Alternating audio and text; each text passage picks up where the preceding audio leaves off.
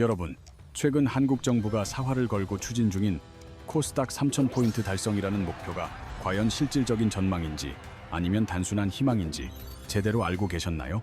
현재 시장에서는 연초부터 엄청난 규모의 자금이 움직이고 있는데 이것은 단순한 상승장이 아니라 주식의 주인이 바뀌는 거대한 손바꿈이 일어나는 중입니다. 만약 여러분이 이러한 거대 자본의 흐름을 눈치채지 못한다면 나중에 찾아올 진짜 큰 기회를 놓치거나 엉뚱한 고점에서 물려 큰 손해를 볼 수 있습니다. 실제로 기관 투자자들은 올해 1월 한 달 동안에만 코스닥 시장에서 무려 11조 2천억 원이라는 기록적인 금액을 거침없이 쓸어 담으며 시장을 주도하고 있습니다. 이러한 매수 규모는 코스닥 시장이 개설된 이래 역대 최고 기록이며 이는 현재의 시장 상황이 과거와는 차원이 다른 구조적 변화임을 시사합니다. 반면에 같은 기간 개인 투자자들은 약 9조 5천억 원어치를 팔아치웠는데 이러한 수급의 극명한 엇갈림은 시장의 에너지가 기관으로 이동했음을 보여줍니다.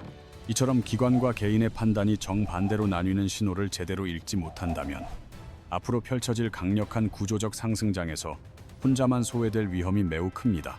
그래서 오늘은 정부가 코스닥 3,000이라는 구체적인 숫자를 제시한 진짜 이유와 지금 이 순간 우리가 절대 놓쳐서는 안 될 자금 흐름의 비밀을 파헤쳐 보겠습니다.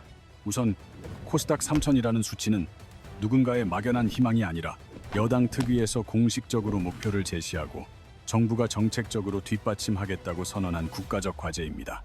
정부는 이를 위해 연기금 평가 기준까지 바꾸는 초강수를 두었으며 이는 기관 자금이 코스닥으로 유입될 수밖에 없는 실질적인 환경을 조성한 것입니다. 현재 코스닥 지수가 1149포인트 수준임을 고려할 때 3000포인트는 지금보다 약 2.6배가 올라야 하는 수치로 상식적으로는 불가능해 보일 수도 있습니다. 하지만 중요한 핵심은 정부가 단순히 목표만 던진 것이 아니라 시장에 돈이 흐르는 거대한 파이프라인 자체를 코스닥 방향으로 완전히 재설계하고 있다는 사실입니다. 지금까지 연기금이나 대형 기관들은 코스닥에 투자할 경우 평가 기준이 코스피 중심이었기 때문에 수익률 평가에서 구조적인 손해를 볼 수밖에 없었습니다.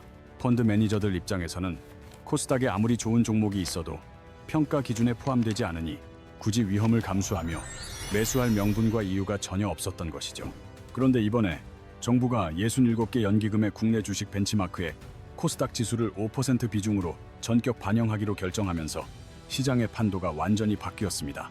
이 67개 연기금의 총 자산 규모는 약 1,400조 원에 달하며 이 중 국내 주식 투자 비중인 13.1%는 대략 183조 원에 육박합니다.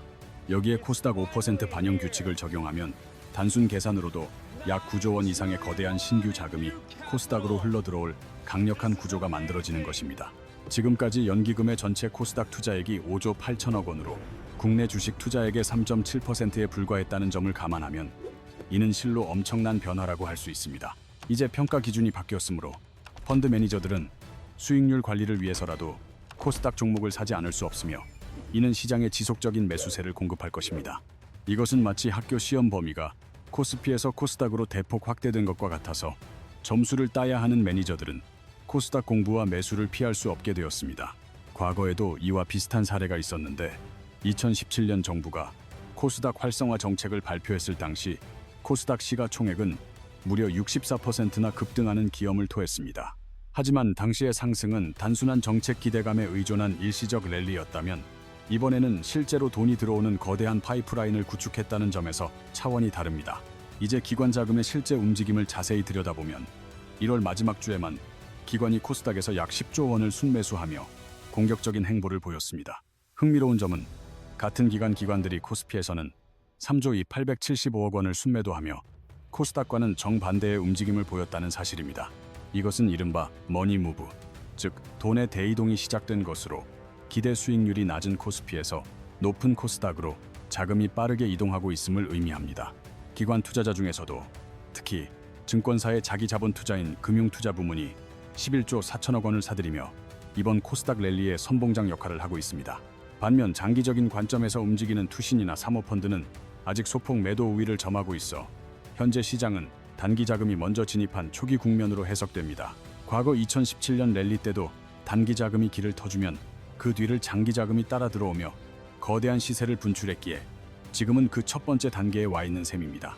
이제 개인과 기관의 수급 엇갈림을 주목해야 하는데 개인이 약 9조 5천억 원을 던지는 동안 기관은 그 물량을 고스란히 받아내며 매집을 완료했습니다. 이것은 마치 개인 투자자들이 테이블에서 일어나며 남겨두고 간 칩들을 기관들이 조용히 그리고 아주 빠르게 싹 쓸어 담은 것과 같은 형국입니다. 개인들은 보통 눈앞의 뉴스와 주가 변동에 일희일비하며 공포에 팔지만 기관은 정책이 만들어낼 미래의 자금 흐름을 미리 계산하고 구조적으로 대응합니다.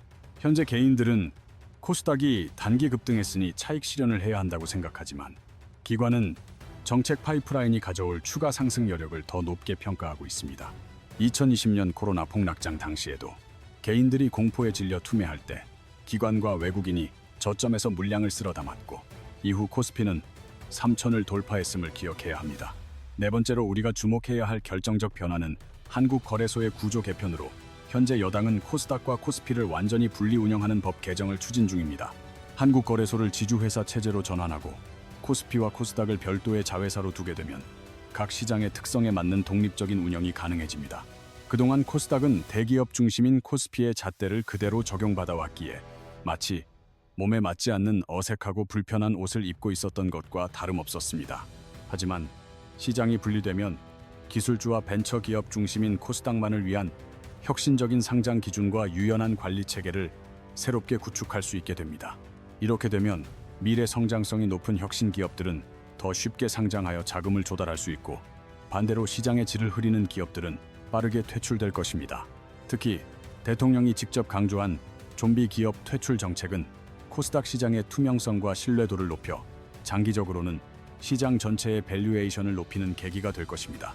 구체적으로 시가총액 퇴출 기준이 올해 150억 원으로 상향되며 2028년에는 300억 원까지 단계적으로 높아져 부실 기업들이 자연스럽게 걸러지게 됩니다. 필터가 촘촘해지면 물이 깨끗해지듯이 코스닥 시장도 부실 기업을 찾아내며 과거 미국 나스닥이 성장했던 신뢰의 길을 그대로 따라가게 될 것입니다. 다섯 번째로 주목할 변화는 기업 가치를 인위적으로 높이는 밸류업 프로그램의 확산으로 이는 주주 환원을 강화하여 시장의 질을 근본적으로 바꿉니다. 밸류업은 기업이 번 돈을 배당이나 자사주 소각을 통해 주주에게 돌려주는 활동으로 작년 한 해 주주 환원 규모는 기록적인 수준을 달성했습니다. 실제로 2024년 상장사들의 자기 주식 매입은 20조 1천억 원으로 전년 대비 2.5배 늘어났고 현금 배당 역시 50조 원을 돌파했습니다. 예전 한국 기업들은 돈을 벌어도 주주들에게 인색했기에 코리아 디스카운트라는 꼬리표가 붙었지만 이제는 그 구조적 한계가 서서히 깨지고 있습니다. 이러한 변화를 반영한 밸류업 지수는 산출 이후 134.9%나 상승하며 동기간 101.5% 오른 코스피보다 33.4%포인트나 높은 수익률을 기록했습니다. 자금의 쏠림 현상도 뚜렷하여 밸류업 ETF 순자산은 최초 설정 대비 255.3%나 폭증한 1조 7천억 원 규모로 빠르게 불어나고 있습니다. 현재까지 기업 가치 재고 계획을 공식 발표한 기업은 누적 177개사에 달하며 코스피 131개와 코스닥 46개 기업이 이 대열에 합류했습니다. 이는 일본 정부가 PBR 1배 미만 기업을 압박해 니케이 지수를 사상 최고치로 끌어올렸던 성공 사례를 한국식으로 벤치마킹하여 적용하는 과정입니다. 여섯 번째 핵심 포인트는 코스닥 시장의 심각한 저평가 상태로 코스닥 전체 시가총액이 삼성전자 한 종목보다 작다는 사실은 시사하는 바가 큽니다. 코스닥에는 1,800개가 넘는 기업이 상장되어 있음에도 불구하고 시총 합계가 600조 원 수준에 불과해 향후 이익 성장 대비 주가 상승 여력은 충분합니다. 2026년 코스닥 영업이익 컨센서스가 전년 대비 무려 56%나 증가할 것으로 전망되면서 코스닥은 실적 기반의 강력한 상승 동력을 확보한 상태입니다. 물론 지표상 단기적 부담을 느끼는 구간일 수 있지만 코스피 대비 프리미엄 격차는 과거 평균보다 낮아 여전히 매력적인 투자 구간이라 할 수 있습니다. 주요 증권사들은 코스닥 목표 지수를 최대 1,500포인트까지 상향 조정하고 있으며 전반적인 예상 범위 상단 역시 1,250포인트 수준으로 높게 형성되었습니다. 일곱 번째로 해결해야 할 과제는 리서치 인프라의 부족인데 코스닥 종목 수는 코스피의 2배임에도 리포트 발행량은 턱없이 부족한 실정입니다. 실제로 코스닥 상위 10개 종목에 대한 리포트는 23건에 불과해 280건이 쏟아지는 코스피 상위 종목들과 비교하면 정보의 비대칭성이 매우 심각합니다. 에코프로와 같은 핵심 종목조차 한 달간 리포트가 한 건도 나오지 않는 상황은 기관 투자자들이 분석 자료 부족으로 선뜻 투자하지 못하는 장애물이 되었습니다. 하지만 정부 요청에 따라 신한투자증권은 리포트 발간을 59% 늘렸고 한국투자증권은 스몰캡 전담 애널리스트를 확충하는 등 인프라 개선이 시작되었습니다. IBK투자증권은 코스닥 리서치 센터를 신설하고 한국거래소는 AI를 활용한 분석 보고서를 대폭 늘리기로 하여 기관 자금 유입의 토대를 닦고 있습니다. 이러한 인프라 개선은 정보의 투명성을 높여 그동안 코스닥을 외면했던 대규모 장기 자금이 안심하고 들어올 수 있는 신뢰의 밑거름이 될 것입니다. 이제 솔직하게 말씀드려 보겠습니다. 코스닥 3000은 현재 1149포인트에서 무려 161%나 더 올라야 도달할 수 있는 결코 쉽지 않은 도전적인 수치입니다. 하지만 정부가 설계한 촘촘한 구조를 뜯어보면 연기금, 벤치마크 5% 반영으로 유입될 구조 원의 자금은 결코 무시할 수 없는 강력한 동력이 됩니다. 연기금의 벤처 투자 평가 배점을 2배로 높이고 공모주 우선 배정 비율을 30%까지 상향한 것은 돈이 흐르도록 만드는 확실한 유인책입니다. 여기에 거래소의 분리 운영과 좀비 기업에 대한 강력한 퇴출 조치가 병행된다면 코스닥 시장의 신뢰도와 질적 수준은 과거와는 비교할 수 없이 높아집니다. 특히 2026년 6월로 예정된 거래 시간 12시간 연장은 글로벌 유동성을 한국 시장으로 끌어들이는 결정적인 게임 체인저 역할을 수행하게 될 것입니다. 프리마켓과 애프터마켓의 신설로 미국과 유럽의 투자자들이 자신들의 시간대에 한국 주식을 편리하게 거래하며 거대한 글로벌 자금이 유입될 길이 열립니다.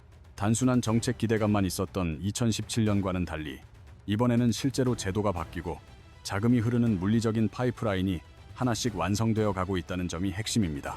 만약 코스닥 3000 시대가 열린다면 여러분이 보유한 종목들의 가치는 이론적으로 지금보다 약 2.6배 이상 상승하는 놀라운 경험을 하게 될 수도 있습니다. 물론 모든 종목이 똑같이 오르지는 않으며 2017년에도 지수 급등에 1년 이상의 시간이 걸렸듯이 이 여정은 긴 호흡으로 지켜봐야 할 과정입니다. 이미 종목을 보유 중인 투자자라면 정책이 계획대로 실행되는지, 그리고 연기금이 실제로 코스닥 비중을 꾸준히 늘려가는지를 가장 우선적으로 체크해야 합니다. 기관 투자자들이 1월에만 11조 원 넘게 매수하며 강력한 추세를 형성하고 있는 만큼 수급이 살아있는 동안에는 지나치게 서둘러 매도할 필요는 없습니다. 다만 단기 차익을 노리는 금융 투자의 매수세가 꺾이기 시작하는 지점을 유심히 살펴야 하며, 이는 단기적인 고점 신호가 될 수 있음을 유의해야 합니다. 신규 진입을 고민하신다면 연초부터 지수가 이미 23.6% 급등했다는 사실을 인지하고 단기 과열에 따른 조정 가능성을 염두에 두며 신중하게 접근해야 합니다. 한 번에 모든 자금을 투입하기보다는 3번에서 4번 정도로 나누어 매수하는 분할 매수 전략이 리스크 관리 차원에서 훨씬 안전하고 효율적인 방법입니다. 장기 투자자라면 2026년 6월의 거래 시간 연장과 연기금 평가 기준 개편 효과가 본격화되는 로드맵을 믿고 구조적 상승 흐름에 올라타는 전략이 유효합니다. 항상 리스크도 대비해야 하는데 법 개정이 국회에서 지연되거나 미국 연준의 금리 정책이 예상보다 강경하게 바뀔 경우 시장의 기대감은 실망으로 변할 수 있습니다. 실제로 최근 연준 의장 후보 소식 하나에 외국인 자금이 2조 원 넘게 빠져나갔듯이 외부 충격에 의한 변동성은 언제든 우리 시장을 흔들 수 있습니다. 결국 코스닥 3000은 단순한 희망이 아니라 세제 혜택과 제도 개편을 통해 돈의 흐름을 바꾸려는 정부의 거대한 구조적 프로젝트임을 명확히 이해해야 합니다. 이 구조를 명확히 이해하고 있는 투자자만이 일시적인 흔들림에도 버틸 수 있으며, 뉴스만 따라가는 사람은 조정이 올 때마다 손절하며 기회를 놓치게 됩니다. 제가 밤새워 분석한 이 정보들이 여러분의 부자 되는 길에 도움이 되기를 바라며, 앞으로도 팩트 체크된 진짜 정보만을 전달해 드릴 테니 구독과 알림 설정을 꼭 부탁드립니다.